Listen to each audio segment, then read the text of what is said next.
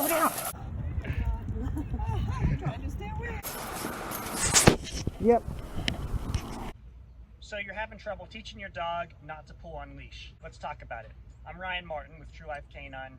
The first thing I typically recommend to do is just do some 180s with your dog. You're walking, he's not pulling.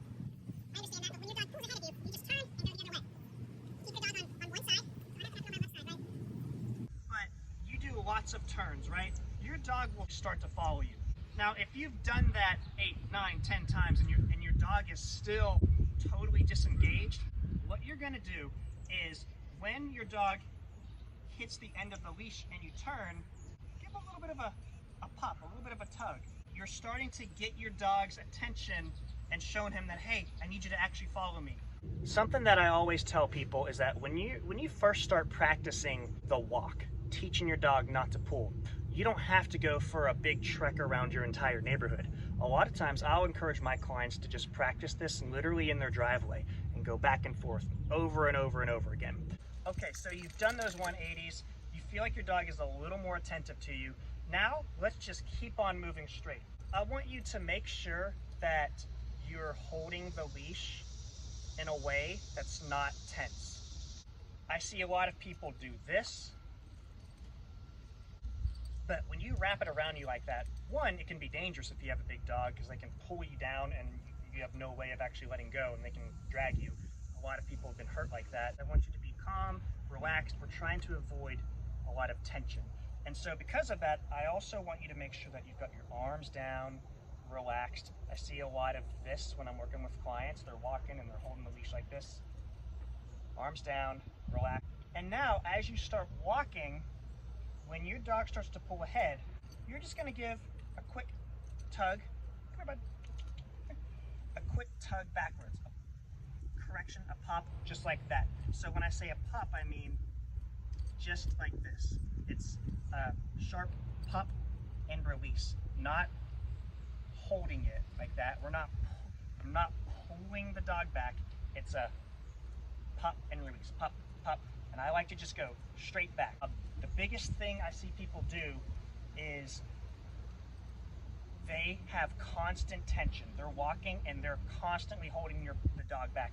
You're not teaching the dog anything like that. We want the dog to make the decision to stay here.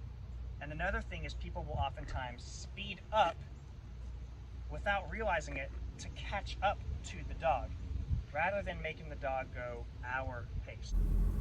So you're about to see in this next clip what exactly I'm talking about with these corrections backwards. So you see the dog pulls ahead a little bit and I give just these little flicks, these little pops backwards to help show the dog that I want him to move back. You're probably going to have to use. So I also want to mention to you guys that when you're walking your dog, if you're continuing to have challenges, you might want to consider using a different collar.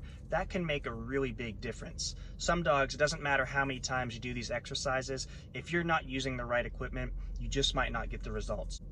So the tool that I use for most of my clients is actually something called a prong collar, and it's this tool right here. It looks a little bit scary, right? It looks like some type of medieval torture device, and I totally get it. It's not the most appealing collar, but it works really well, and it actually allows you to have the most amount of control using the least amount of force and pressure. So my whole goal with training is to be as fair and gentle to the dog as possible, and contrary to how this might look, it actually is one of the gentler tools that you can use for your dog.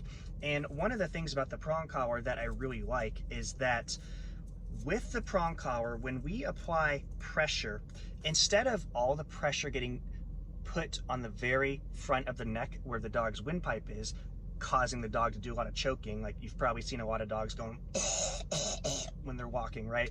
Well, the prong collar, what it does is instead of putting all that pressure right here, it distributes that pressure a lot more evenly around the neck. So it actually helps to prevent the choking. And the prong collar is also designed in a way so that it allows you to get the most amount of effectiveness with your corrections without having to yell and pull super hard on the leash.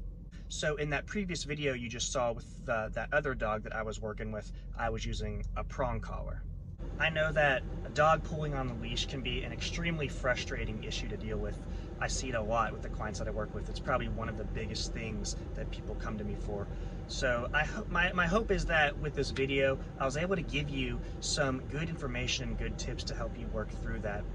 And if you're still struggling with it, or if you're curious about the prong collar and how to start using it with your dog, reach out. I'd love to talk to you, and I'd love to help you to get your dog pulling today.